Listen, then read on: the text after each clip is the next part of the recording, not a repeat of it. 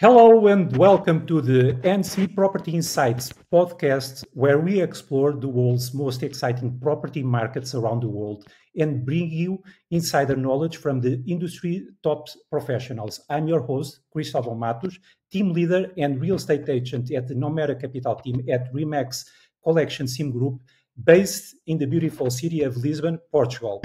Our team specializes in luxury and investment real estate. I'm on a mission to facilitate real estate investment and luxury living, making it easier for everyone to get involved, gain financial independence, and get the most out of life.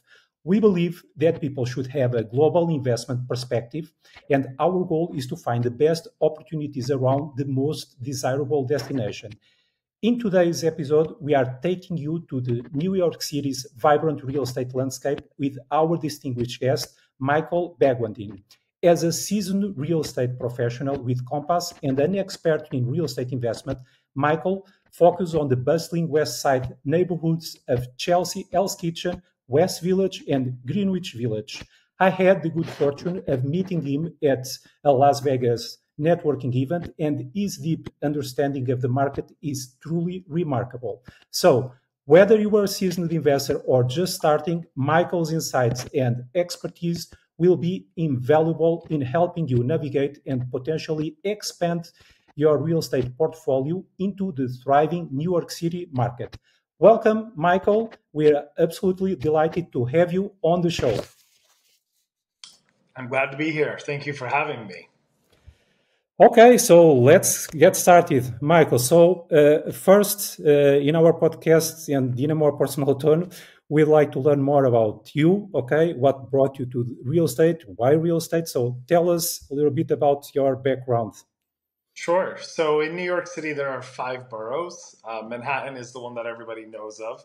I was born in Queens, which is one of the five boroughs. My parents met in New York City in the 70s. My dad is of Indian descent from India, and my mom is Irish. So they were, very cutting edge for their time. So I, was born in New York City. I'm a hybrid of two different, nationalities. And I grew up here in the 80s and the 90s. And then in 94, my family, they decided they wanted a different lifestyle, close to the beaches, and we moved to Florida. Oh. In 2008, I decided it was time for me to come back to my roots and move back to New York City, where, it's just an amazing city. I love skyscrapers, I love really tall buildings, and I love cities. So I decided to get into real estate. It was a passion of mine and something that I've always loved. I've seen it, my father, several of his brothers, back in the 80s and 90s started buying buildings all around the city. And I saw how they managed the buildings. And it's just something that I knew from a young age.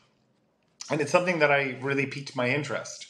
So in 2009, I decided to get my real estate license and start selling real estate. And it was right after the Great Recession of 2008 and the financial collapse of Wall Street. The best times to start. Exactly. I had nothing to lose. There was nowhere else to go but up.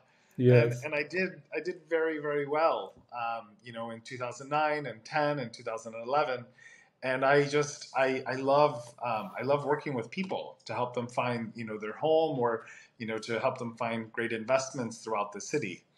So I'm a New York native. I live in Chelsea, which is on the west side of New York City. I will say over the last several years, especially post-COVID, a lot of Manhattanites have become Brooklynites. So I've also started selling a lot of properties in Brooklyn now as well, just because, before people would want a 2-bedroom near the park, and now it's kind of changed a little bit to I want a townhouse, an entire house in Brooklyn with a backyard, and, priorities changed a bit during COVID. So I think my areas have expanded since, because that's, where my clients want to go. So that's where, I've been going around the city. And I love how you talked about first time, this is to help and to apply for everyone, whether you're a seasoned investor or a first time investor. New York City we have price points where entry level, you could buy, let's say, a condo in the middle of Times Square for $400,000, and you can go all the way up. I mean, properties are selling in my city for $78 million. Just this past week, we had a contract signed, overlooking Central Park. So we have the gamut of pricing at all different investment price points. Okay, I want to learn more about that. You said 400,000. Yeah, so if you wanted to buy something, I'm just thinking of a building, in what would be called Midtown West, Hell's Kitchen. Okay. It's close to Times Square and Mm-hmm. it's walkable to Central Park. It would be between like 8th Avenue, 9th Avenue, 10th Avenue in a Okay. walk-up building. So no doorman, no elevator, just a simple, condo apartment, that you could buy something for around $400,000, maybe 425,000. And what your maintenance and taxes would look like, um, the more amenities you have, the higher your monthlies are going to become, Sure. right? Sure. So if you have a doorman, if you have a building that has staff, a live-in super, and the building generally, the owners have to pay for that apartment for the super. And if you have 24-hour doormen and porters and staff, they all get a salary, and Yeah. so your maintenance costs are going to be higher. Mm-hmm. But if you're looking for a low maintenance, no frills building, just kind of a nice crash pad for when a nice hotel room to call your own when Mm-hmm. you're in New York City, yeah, $400,000 is certainly possible, in Midtown West or Midtown East. Yep. Okay. Neighborhoods Okay. like I live in Chelsea, and I can just speak specifically to like around my neighborhoods. The prices as you come downtown, Midtown, I would say, has the less expensive real estate in the city. Whereas when you come downtown, the prices seem to go up a bit. It's very hip, trendy, and very cool down here. A lot of great restaurants. And it's also a supply and demand, right? In Midtown, there's a lot of tall buildings. And Mm-hmm. so supply and demand, there's a lot more inventory, so prices go down a little bit. As you come to downtown Chelsea, and let's say once you start getting into the village, the reason we call the village is because it's just like a village. The buildings are, 3, 4, 5 stories, and the streets are, cobblestone streets, and Beautiful. it feels, Mm-hmm. yeah, they're beautiful. So it's supply and demand. There's a lot less inventory down there, so prices are gonna they're gonna go, they go up, and it's gonna be pretty expensive. There's also, in the neighborhood of the West Village, the Greenwich Village, East Village, there's a lot of celebrities who live down there. They Yeah. like the peaceful quietness. So, one of those studio apartments, just to give an example, something in the West Village might be around, for a studio, 850,000, right? So your price point is going to change. Okay. Then there's also the Upper West Side and the Upper East Side, which, um, because you're along the park, prices they'll be less than what you would pay in the West Village, but they're going to be a little bit higher than Midtown West or Midtown East, just because you are close to Central Park, and the closer you are to the park, the more expensive the real estate becomes. For Yeah. example, any of the properties that have sold for, let's say, the 65 million or 50 million, those are always along Central Park with amazing park views. So, Michael, regarding our guests' understanding of the types of real estate they can buy in New York City, let's focus now on Manhattan, okay? I'd also like to discuss the spillover effect we are seeing initially from Manhattan to Brooklyn and now to the Bronx and Queens. It's quite interesting because this trend Yep. is not only happening in New York, but also in many other places like Lisbon. But first, could you walk us through the kinds of properties typically available in your market, especially those more recommended for international investors? So I can just share with you an example of a property that I sold in Chelsea earlier this year. It was for an investor. It was a 1 bedroom, 1 bathroom. It's about 750 square feet, which is 75 square meters, I believe. You just remove a Yeah. zero. Mhm. Um, all brand new, doorman, elevator, beautiful gym, lounge, rooftop, really, really nice amenities. The apartment sold for 1135, so 1,135,000. Okay, I'm But surprised. it's, yeah, it's a great price. It's a beautiful building. It was built, I believe, in 2016, 2017, so about 5 or 6 years old now, Okay. but it still feels pristine. Um, Okay. so that would be an example, and that was an Now, investment. sorry to anticipate, but how could we get in terms of rent? Yep. So I rented it. We rented it for 5,500 a month. 5,500. Yep. Okay. Yep. Uh, okay. So this is good. It is more than around 6%, 6% yield, right? Yep. About a six. So Gross yield. I will say there are.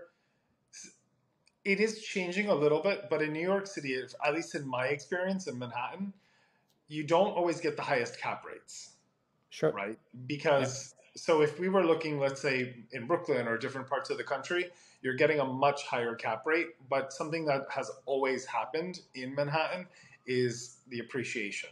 The Yeah. values always just continue to go up. And that is where I've seen a lot of my clients who bought and then sold. That's where they made their money. You know what? But you know, in the pre-pandemic world, New York City attracted many investors, even if there were early signs of slowdown, like the impact due to capital restrictions from Chinese buyers, among other effects.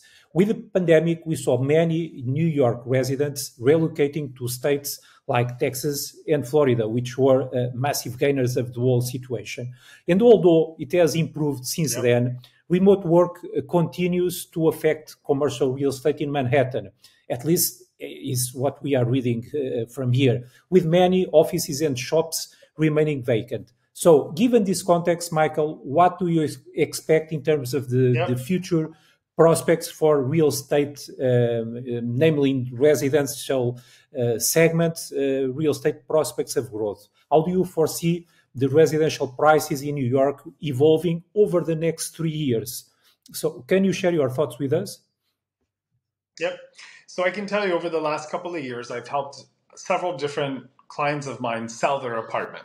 One Okay. specifically, they didn't have to be in the office, and then it was only going to be 2 days a week. So we sold their three-bedroom apartment in my neighborhood of Chelsea, and they bought a beach house in Cape May, New Jersey, and then they went into a rental where they were going just to be there 2 days a week. Now they're back in the city. A rental in Manhattan? Yeah, they went into a Okay. rental in Manhattan. They downsized. They didn't need Okay. a three-bedroom anymore. They just went into a one-bedroom rental. Okay. However, they now have to be in the office 4 days a week, sometimes five, right? Okay. Because everything is beginning to change. I'll give you another example. And so now we're actually in contract and they're buying something again because they want to own something where they're going to live and they want it to be beautiful. Also, I will tell you the landlord raised their rent $1,100 when it was time for the lease to renew. And they were like, this is insane because they've always been owners. They've not been renters. And they're like, we will not ever do that again.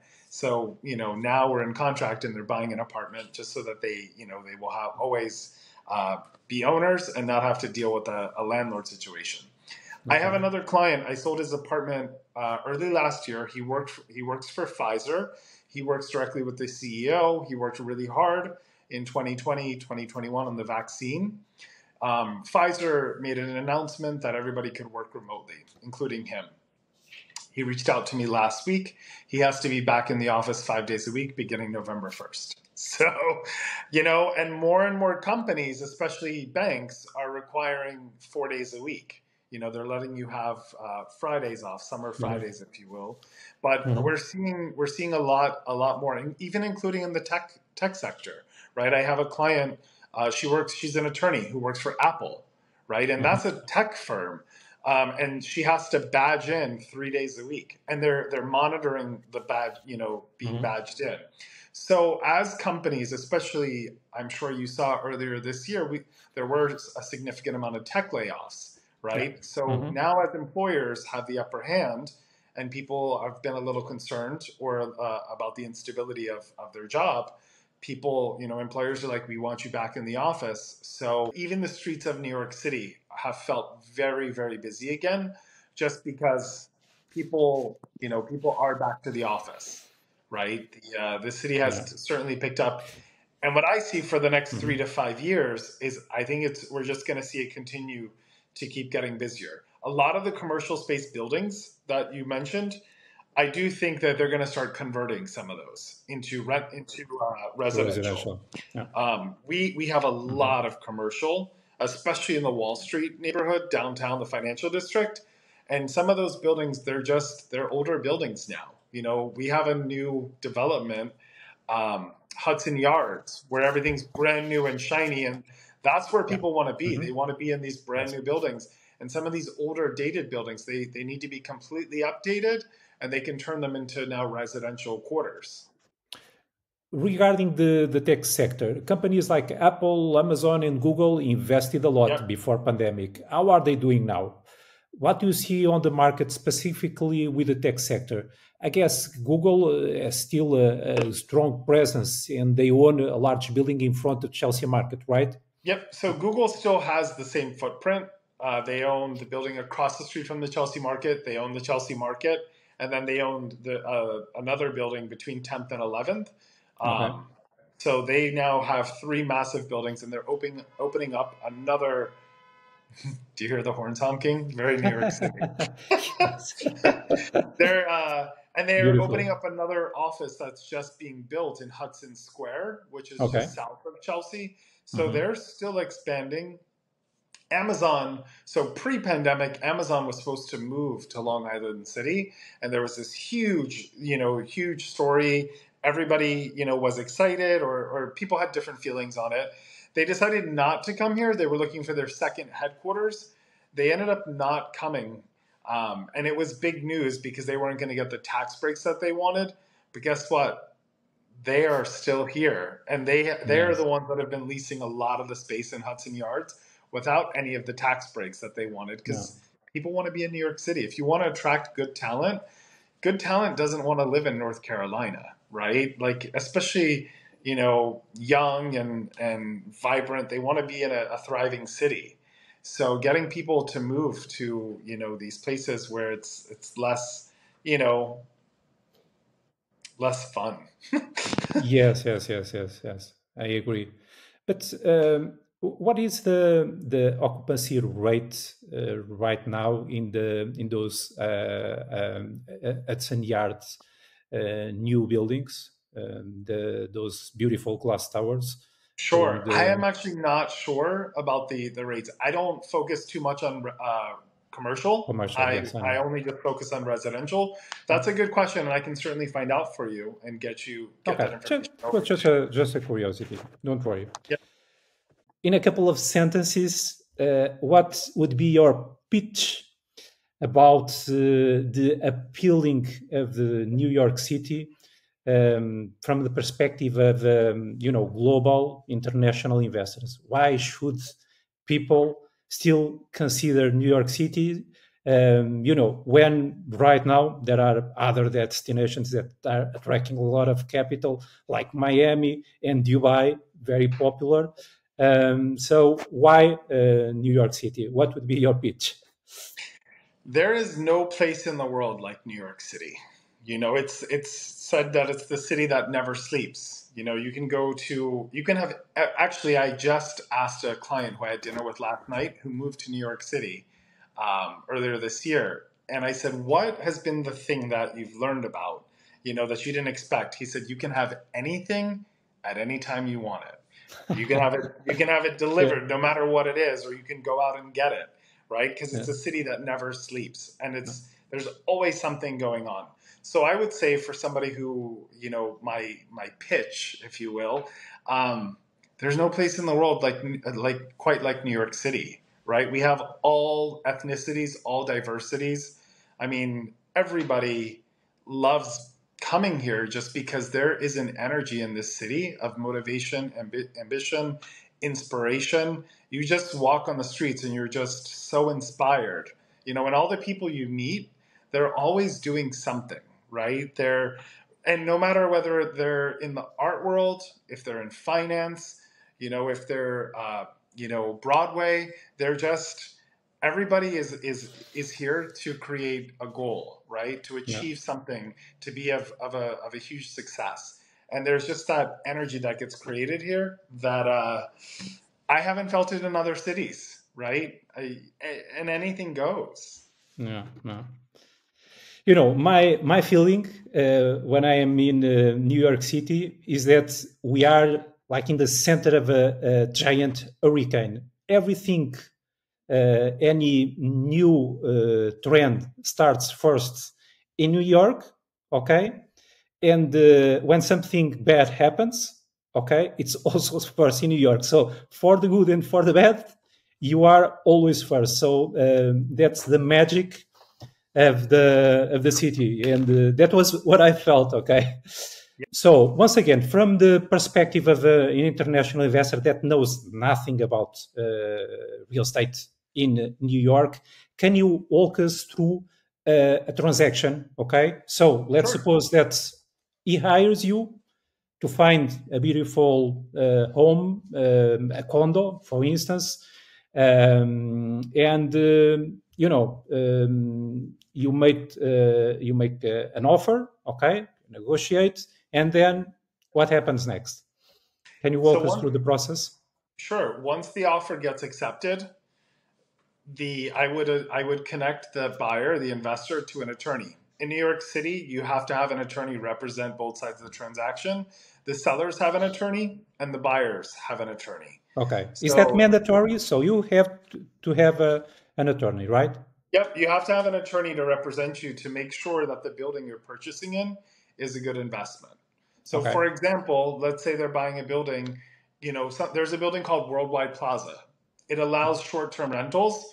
You can do monthly rentals out of it. So that's a lot of investors love that building.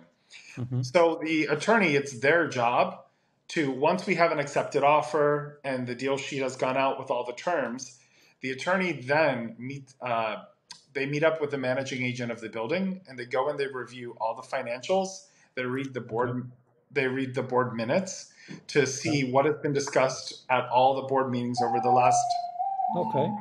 Okay. over the last several years, and to see if there's any work Mm-hmm. assessments coming for work, maybe to put in a new boiler, maybe the building needs a new roof, maybe it needs new concrete outside of the building, new elevators. These are all costly projects. They're going to review the financials to see, does the building have strong reserves, right? Do they have, $200,000 in reserves or several million? Mm-hmm. Right? Mm-hmm. Because if they only have $200,000 in reserves and it's a huge building and there's some work that's coming up, that means there's going to be a big assessment, and that wouldn't be a great investment. You Okay. wouldn't want to purchase in a building like that. So it's the attorney's job to actually determine and decide and share this information with the buyer to have them informed of what's the what's going to be taking place in the building. But does he Once it, work? Does he work along with an inspector? What's the role of the inspections? Or so we there's don't no inspector there? we don't do It's just a turn. inspection. You can have an inspection done, but the inspector is only going to inspect the apartment, right? And Okay. they're gonna look at the fridge, they're gonna look at the dishwasher, and you are welcome to have an inspection done. It's just not common in New York City Okay. because the building, the condo or the co-op, they are the ones that are responsible for the roof, the boiler, the plumbing, all of Mm-hmm. that stuff. Okay. So yeah, so it's actually all of that lies on the attorney because So, sorry to interrupt, but how can you make sure that they are telling you and disclosing everything? so anything that's been discussed at the board meetings each month, it all gets written down, and the management company has it all on file. It's all documented. Mm-hmm. The management company holds on to that information, not people who live in the building. Okay. Okay. Okay. Yep. And So it's all what's the for it. periodicity? How often typically those meetings take place? Monthly or? It depends on the building. Some buildings have a monthly meeting. In my building, the board will meet monthly, but they will do one big meeting to all the owners in the building, and everyone's invited on Zoom to Okay. discuss, what's happening in the building. Or they'll do Okay. it like Okay. in the lounge or a common area in the building. But the Okay. members of the board will meet once a month with the building's management to discuss issues at hand. But Okay. everything is documented and recorded through the management company. Okay. So if Right. they're getting pricing on replacing the elevators or the boiler or the roof, it's all documented. So that's Okay. how an attorney would know. Also, the attorney, they have a questionnaire that they have them complete to find out when was the boiler installed, when was the last time it was updated. Same thing with the elevators, the roof, all the big ticket items. They are asking all of those questions. Okay, They're but asking the it's declarative, right? It's just it's declarative, so it's a declaration from the seller, right? Is that it's correct? not from the seller, it's from the building management. Okay, but They wouldn't be asking the seller for this information. Nothing can come from the seller.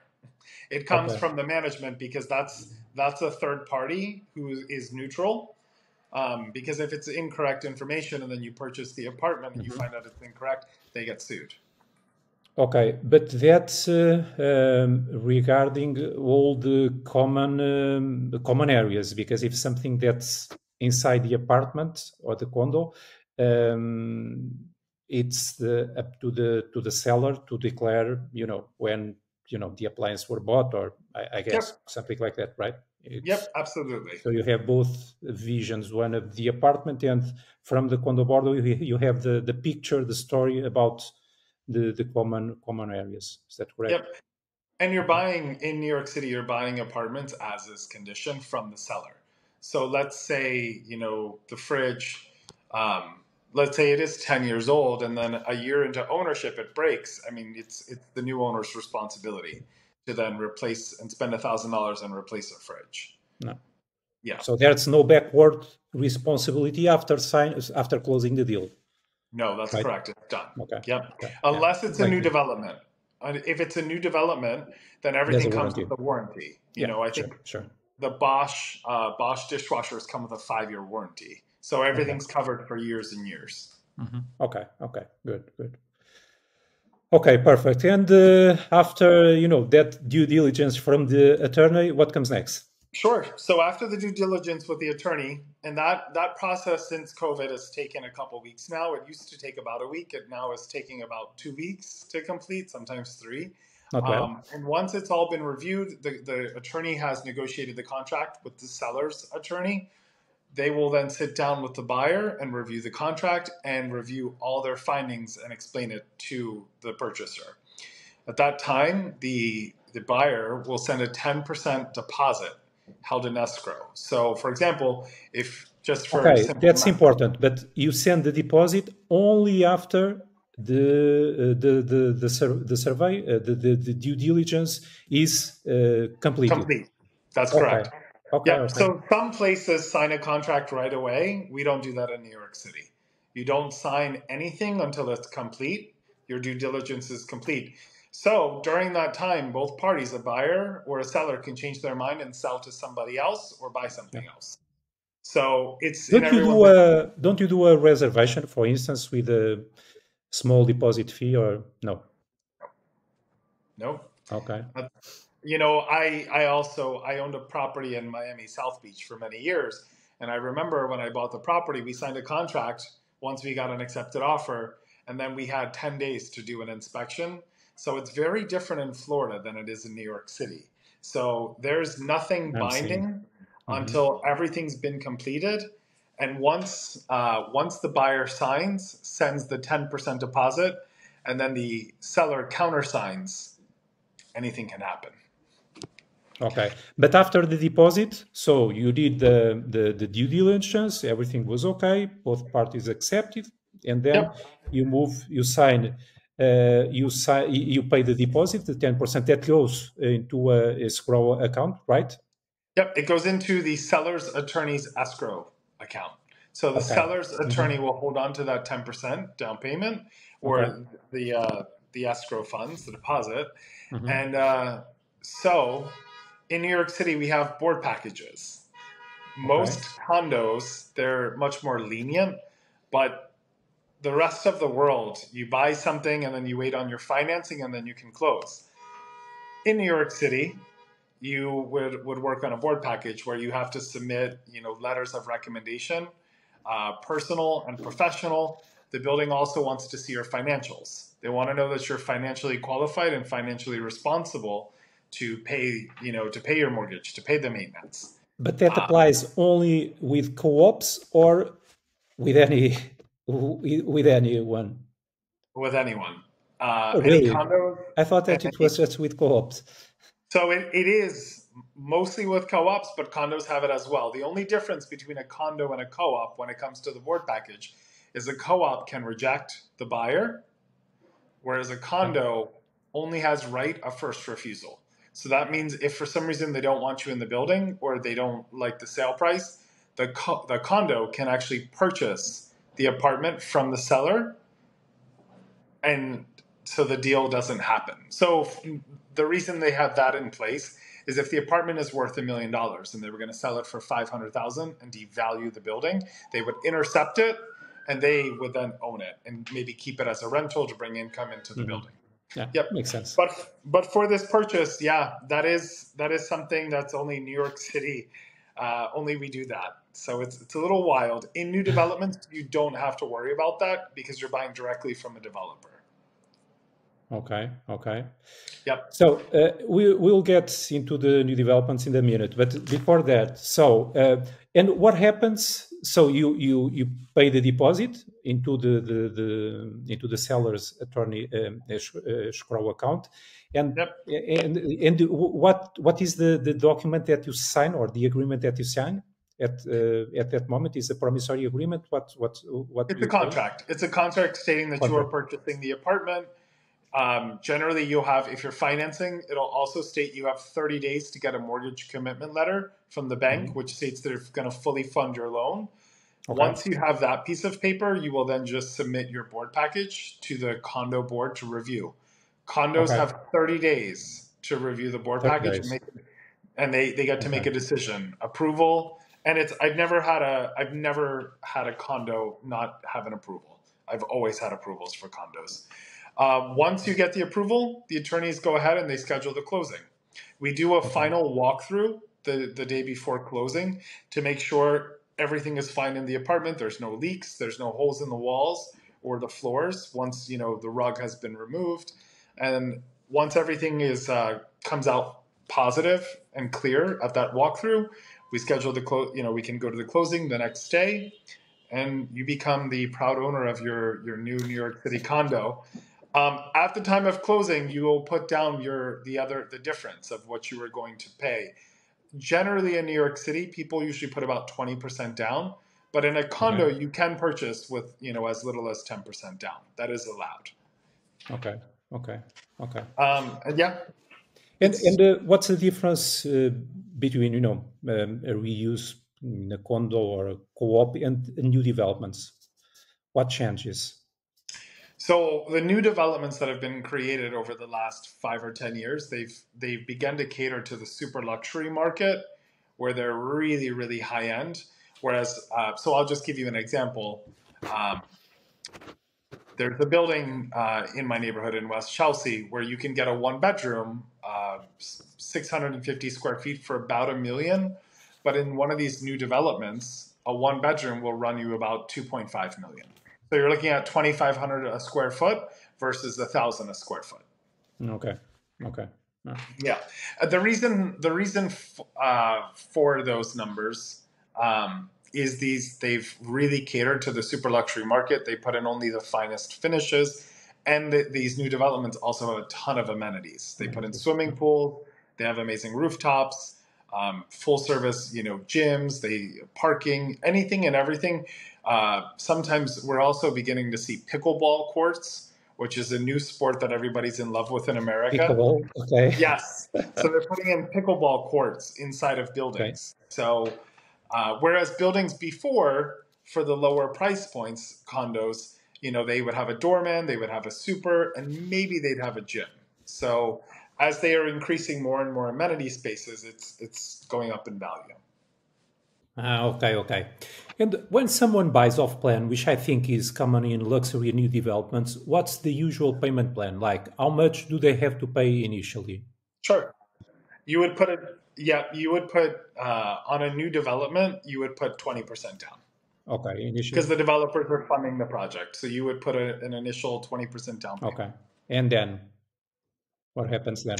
And then you pay the difference at closing, whether you pay full cash for it or the bank is, funding the remainder. But Okay. to go into contract on one of the new developments, they're asking for Okay. But 20%. typically it's just one payment in the beginning and then the remaining balance in the closing. So nothing in between or No, nothing in between. No, nothing in between. Yep, okay. you just put the initial down payment when you sign the contract, and then at closing, the rest of the money comes to the closing table. Okay. Okay. And from your experience, what's the typical implicit discount? Let's put it this way, that a buyer can get when buying off plan in the beginning of the starting the construction. It all depends on the project and the location. So there's a building in Chelsea that is it's called the Cortland, and Yeah, it's you're just back been now. developed.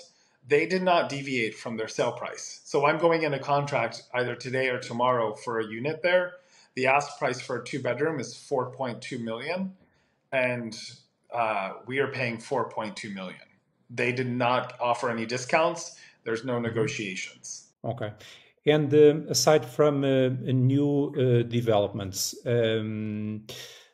uh, there's room for negotiation. What is the typical negotiation margin, or Yep. how much should you So I expect? can, yeah, I mean, I can also tell you, just going back to the new development, I went and saw a new development on the Lower East Side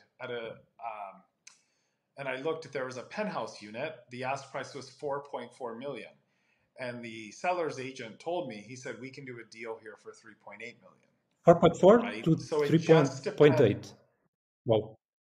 Yeah, so it just depends on the developer, on the location, right? So, the Lower East Side is still an up and coming neighborhood in Manhattan, whereas West Chelsea, along the High Line, Yeah. that's prime, right? So that developer went very high end on finishes. They're not budging off of their sale price. They're getting their full ask price, and they're selling. The building is, I believe, 90% Okay. sold out now. So they're selling their few units and they're not deviating.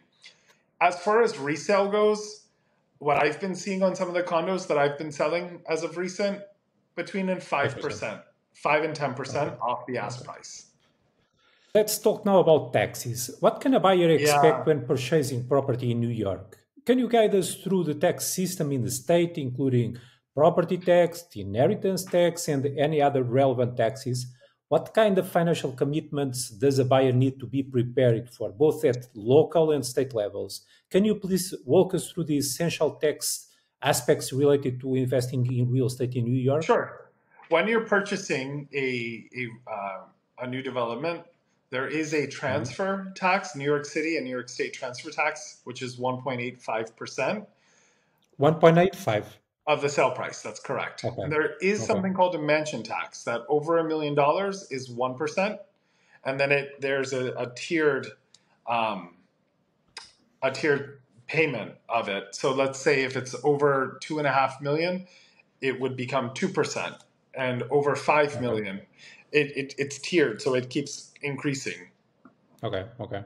But as far as the monthly payments go, for your monthly uh, tax payments, every building is different, and there's no rhyme or reason why the building across the street's taxes are double than what I'm paying over here. I know in Florida, for example, and I use Florida because it's very simple, your taxes are always 2% of the sale price. So every year, if you buy, a place in Florida for $1 million, your taxes are going to be 20,000 for a year.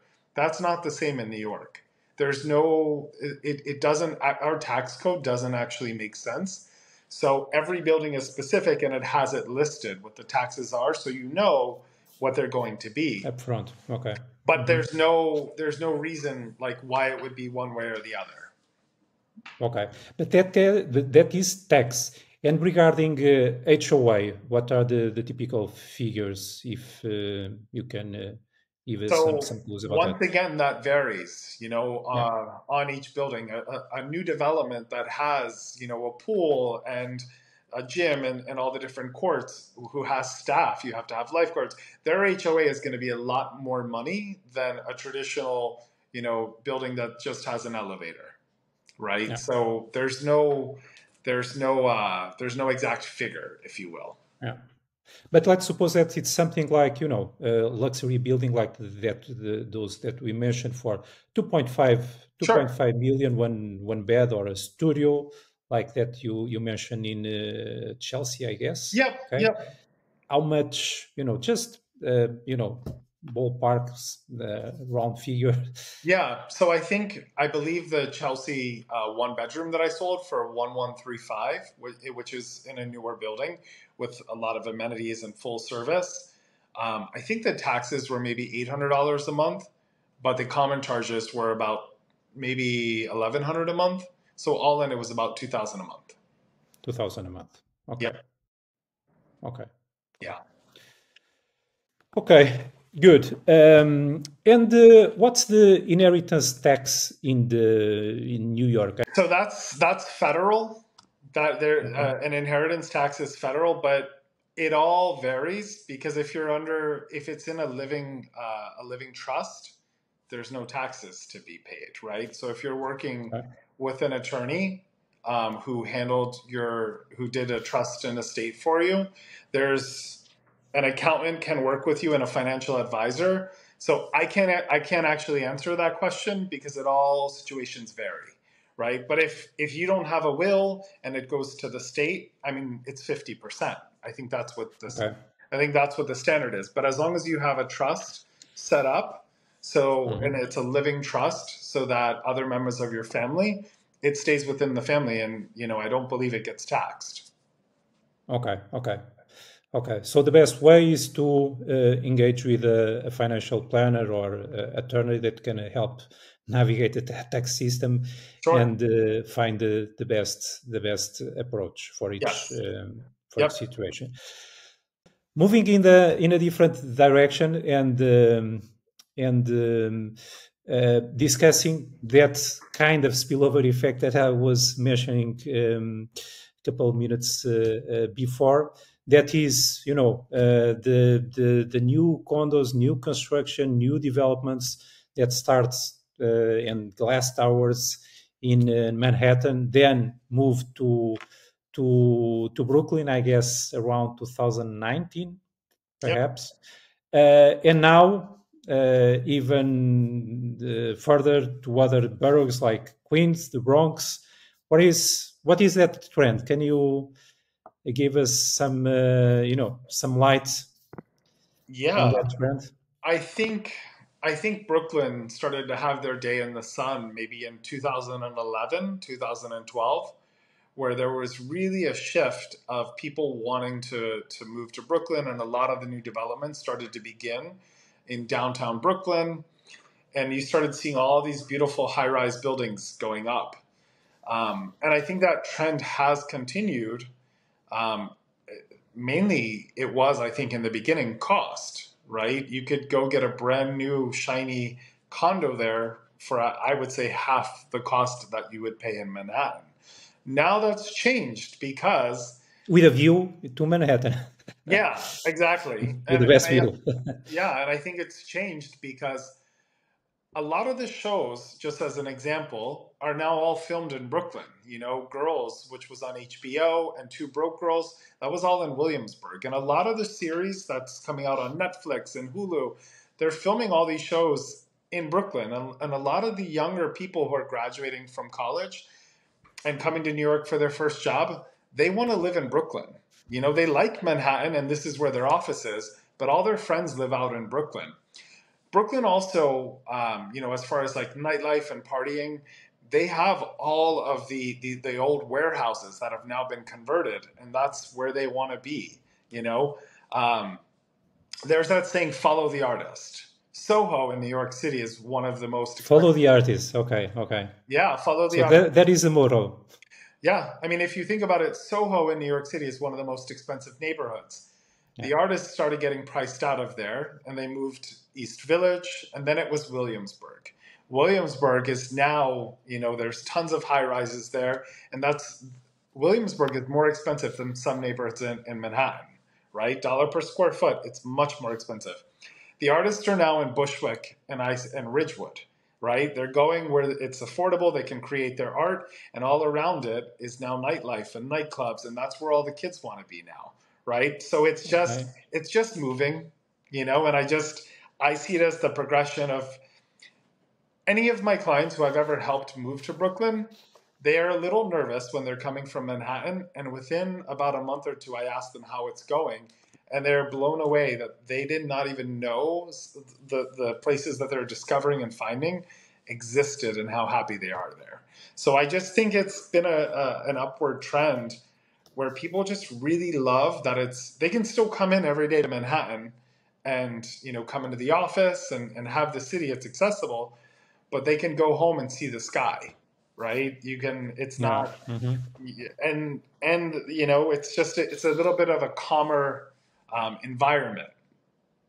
Okay, I see. But do you believe that there's still opportunity there? Okay, for instance, from a perspective of an international investor, if you would recommend some place, to put their eggs, would you recommend still in Brooklyn? I think the hot new neighborhood is Ridgewood, Queens. Ridgewood. So the L train goes along 14th Street. It goes through Manhattan, and it's one stop into Williamsburg, but now Williamsburg has gotten so expensive. So it goes through Williamsburg, and then it enters Bushwick. Bushwick and Ridgewood are along the L train. To the north side is Ridgewood, and to the south side is Bushwick. Bushwick is already becoming expensive, but Ridgewood, I think, is the hot new neighborhood where a lot of development is beginning, and homes and prices are beginning to change. You can still buy a townhouse in Ridgewood, for example, 2, 3, 4, 5 unit for like 1.2 million. In a neighborhood like Williamsburg, that was the case maybe 15 years ago. Now those are selling for 5 and 6 million, right? So, and it's just inevitable that it's just going a little bit further east, right? And it already has the restaurants that are there. There's new stuff sprouting out every day, coffee shops, boutiques. I think Ridgewood is the hot new neighborhood. Even before the Bronx.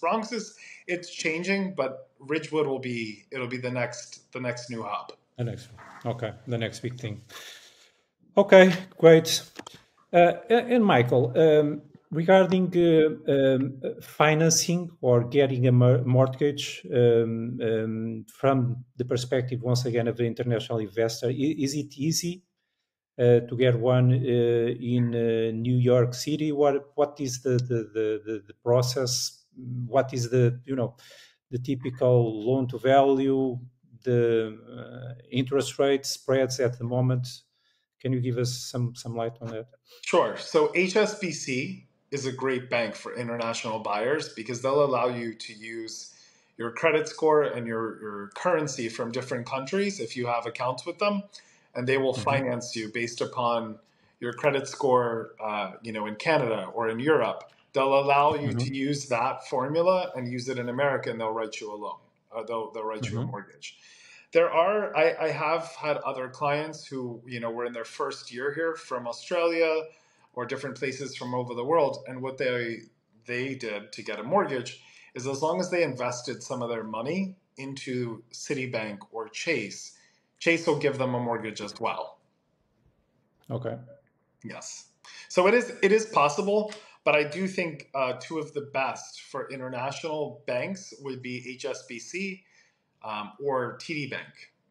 TD Bank is also they have some good programs as well. Okay. Good.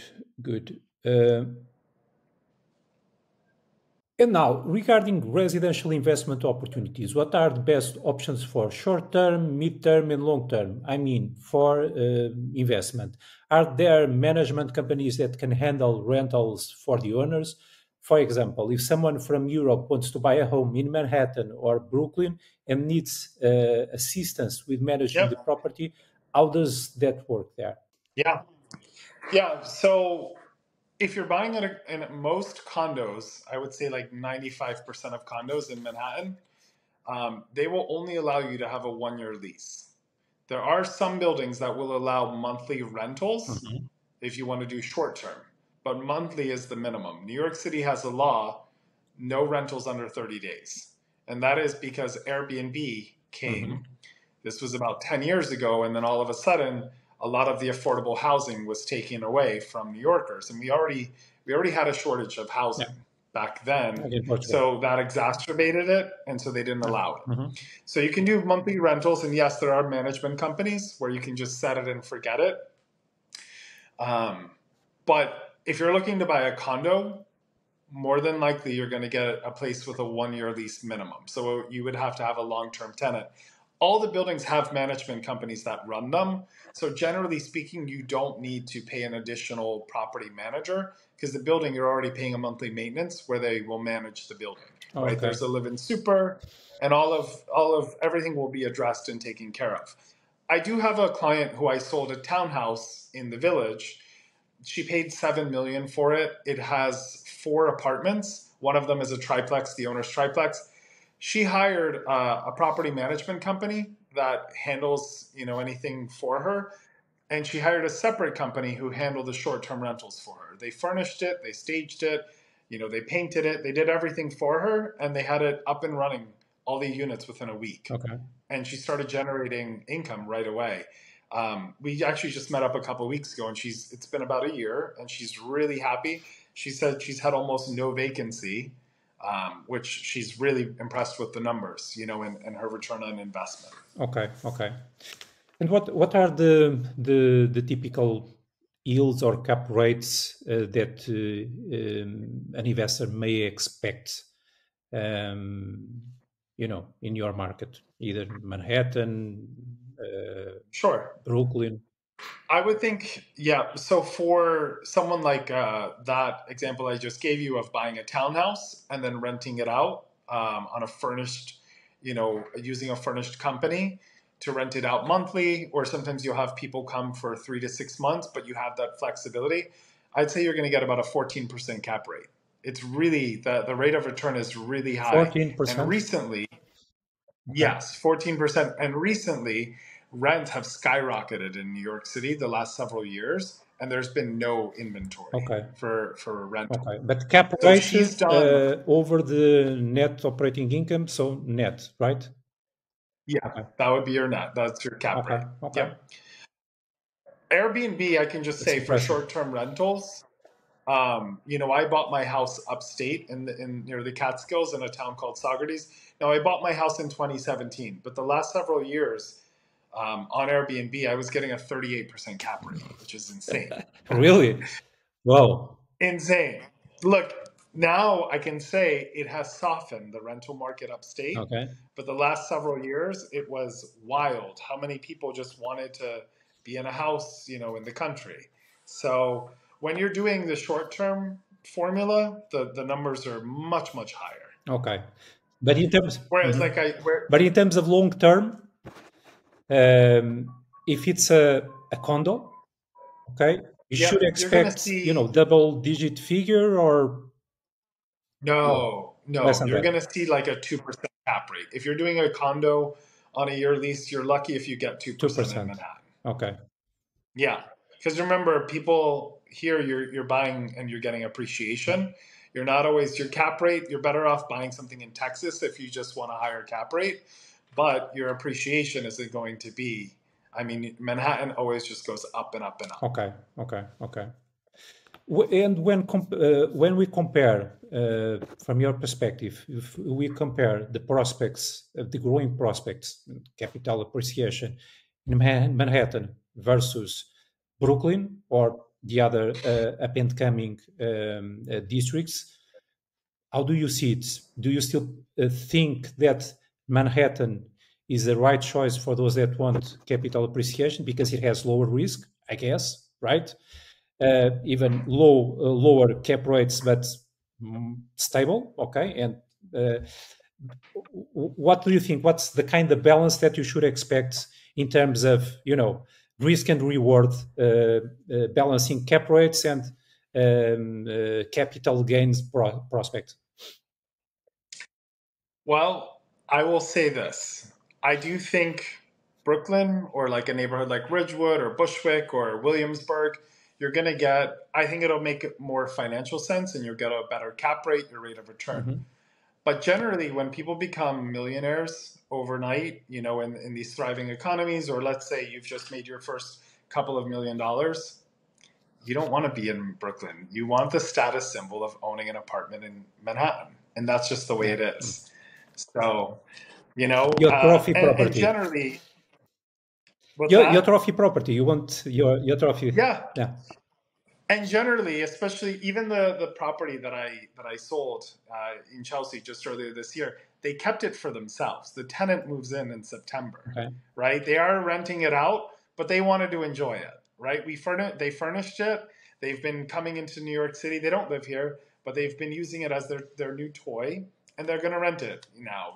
Beginning, I think the tenant moves in September 15th, right? So it's kind of like where do you want to be, Mm-hmm. right? A lot of times the investors, they may want to keep it for themselves for a couple of years and then rent it out. So, do they want to be in Ridgewood? If you're looking strictly numbers, I would say absolutely. Brooklyn, I think is a great value. I think the numbers are going to continue to rise in Brooklyn. Also, the taxes, and the costs are a lot cheaper in Brooklyn than in Manhattan.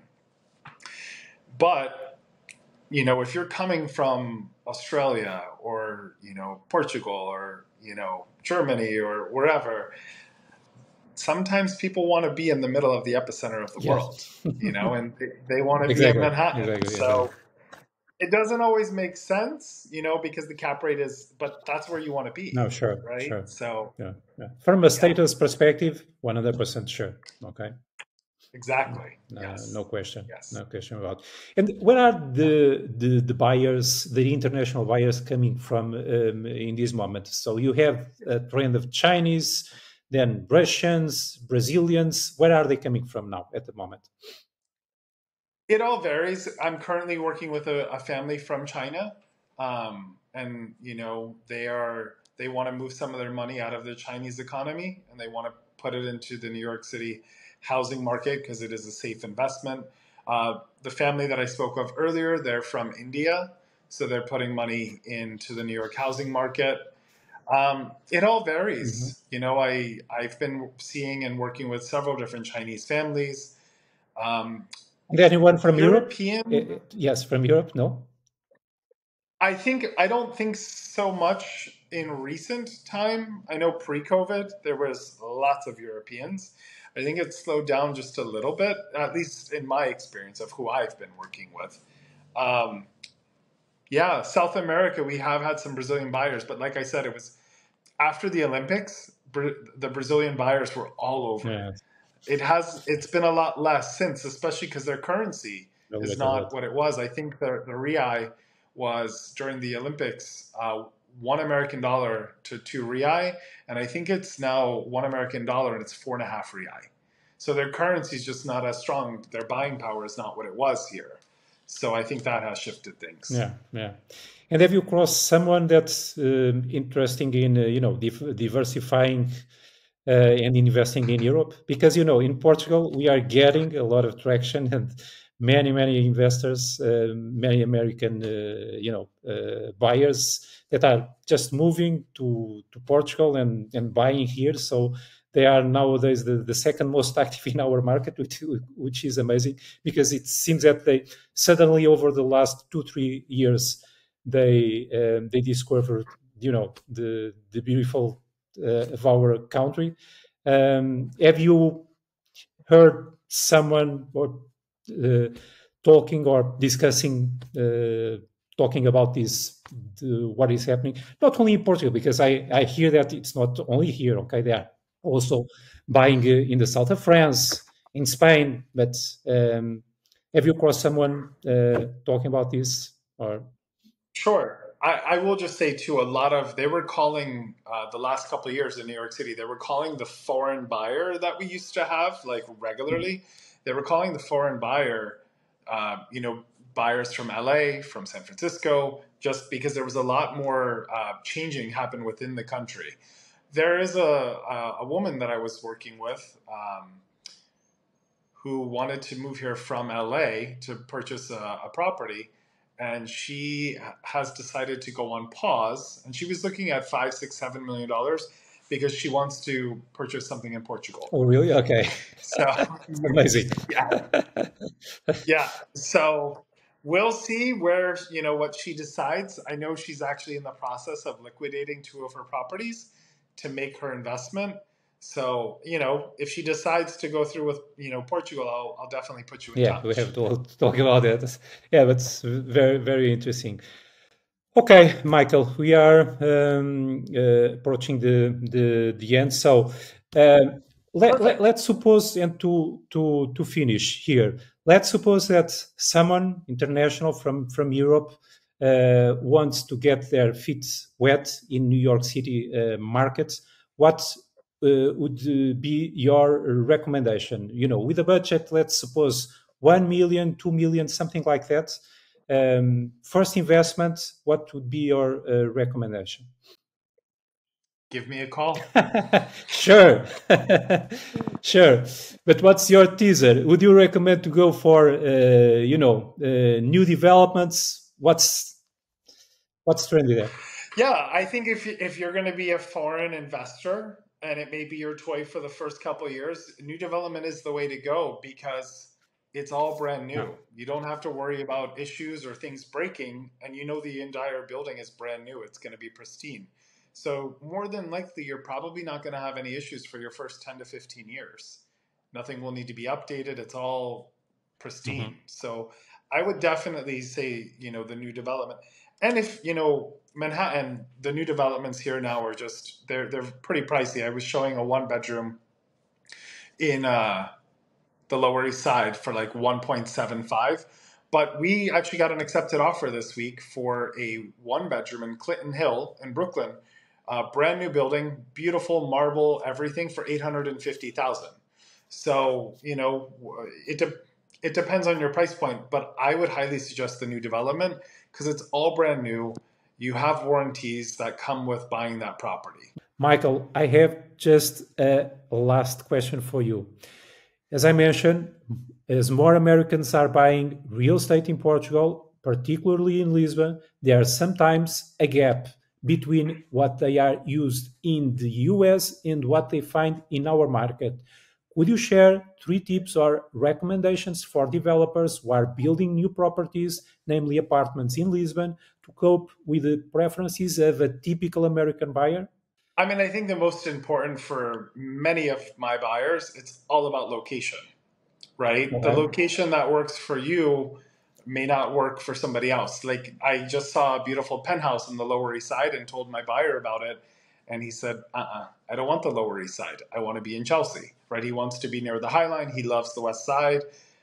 So I think location is most important, but everybody's different. People who live on the Lower East Side or the East Village, they love it over there. They would never Mhm. consider living in Chelsea. And people who live in Brooklyn would never consider living in Manhattan.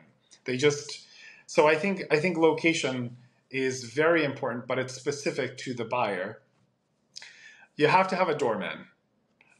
My opinion, there's a lot of families, or let's say, you know, international students where the father is going to be paying or buying the apartment. He's not letting his daughter live in this like city without a doorman because it's Okay. safety, right? When you're in a city with 8 million people, you want to be sure that your daughter or your wife is coming home to a place with a doorman. So I do think that having a doorman is important. Okay. Um, and lastly, I think the amenities, you know, look, the building doesn't have to have a pool, right? But I do think a rooftop, I think having the doorman and a gym in the building, those are important amenities, especially in the wintertime. In New York City, when it's snowing, you don't have to leave your building. You get to actually go downstairs to the gym and have a great workout, or you can have your trainer, you know, come to your building and it saves you time. You don't have to travel. So I think those would be the three most important: location, having a doorman, and then amenities. Okay, good. So, Michael, thank you very much. It's wonderful. Thank you so much. It was great to see you. Great to see you, Michael. Thank you. Enjoy. Bye-bye. Thank you. Bye-bye.